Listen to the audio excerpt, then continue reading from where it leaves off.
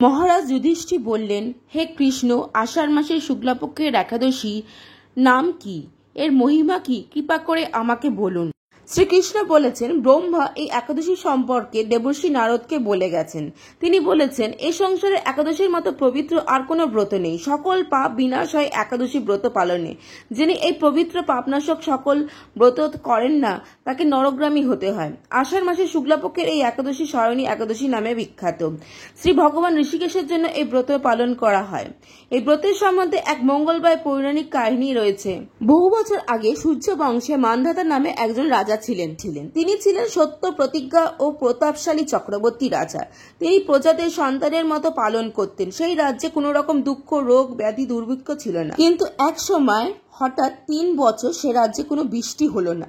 দুর্ভিক্ষের ফলে সেখানে দেবতাদের উদ্দেশ্যে দান মন্ত্রে সাহা, শ্রদ্ধা ইত্যাদি শব্দ বন্ধ হয়ে গেল। এমনকি বেদ পাঠও ক্রমশ বন্ধ হয়ে গেল। প্রজারা রাজার কাছে এসে বলতে লাগলেন, মহারাজ, আপনি এমন কোনো উপায় অবলম্বন করুন যাতে আমাদের রাজ্যে শান্তি ও কল্যাণ সাধন হয়। তারপর রাজা ব্রহ্মাকে প্রণাম করে সৈন্যসহ বনে গমন করে ঋষিদের আশ্রমে ঘুরতে লাগলেন। এভাবে তিনি ব্রহ্মার পুত্র মহা তেজস্বী অঙ্গিরা ঋষির আশ্রমে এসলেন এবং তাকে তার দুঃখের কথা জানালেন। ঋষি অঙ্গিরা কিছু সময় ধ্যানস্থ থাকার পর বলতে লাগলেন, হে রাজন, এটি সত্য যুগ।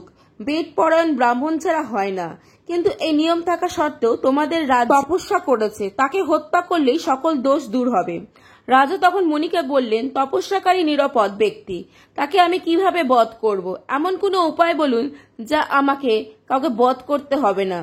তখন মহিষী অঙ্গিরা আষাঢ় মাসের শুক্লাপক্ষের সায়নী একাদশীর ব্রতের কথা বললেন। এই ব্রত পালনের প্রভাবে নিশ্চয়ই রাজ্যের বৃষ্টি হবে। এই একাদশী সর্বসিদ্ধি দাত্রী এবং সর্ব উপদ্রব নাশকারিণী। প্রাসাদের রাজা উপস্থিত হলেন। আষাঢ় মাস শুক্লপক্ষের একাদশী হলে রাজ্যের রাজা সকল প্রজাসহ এই একাদশীর ব্রত পালন করলেন। ব্রতের প্রভাবে প্রচুর বৃষ্টি হলো। কিছুকালের মধ্যেই অন্নভাব দূর হলো। ভগবান ঋষিকেশের কৃপায় প্রজারা সুখী হলেন। এই কারণে সুখ ও মুক্তি প্রদানকারী এই ব্রত পালন করা সকলেরই অবশ্য কর্তব্য। ভবিষ্যৎ পুরাণে যুধিষ্ঠির শ্রীকৃষ্ণ তথা নারদ ব্রহ্মা সংবাদের রূপে এই মহত্ব বর্ণিত হয়েছে। যে কোনো ব্রত করলে তার ব্রতের মাহাত্ম্য পাঠ বা শ্রবণ অবশ্যই করা উচিত। যাদের অভাব, অনটন, দুঃখ, কষ্ট পিছু ছাড়ছে না, তারা এই শয়ন একাদশীর দিনকার একটি ঘটিতে জল দিন। সেটা গঙ্গাজল হতে পারে বা শুদ্ধ জল হতে পারে।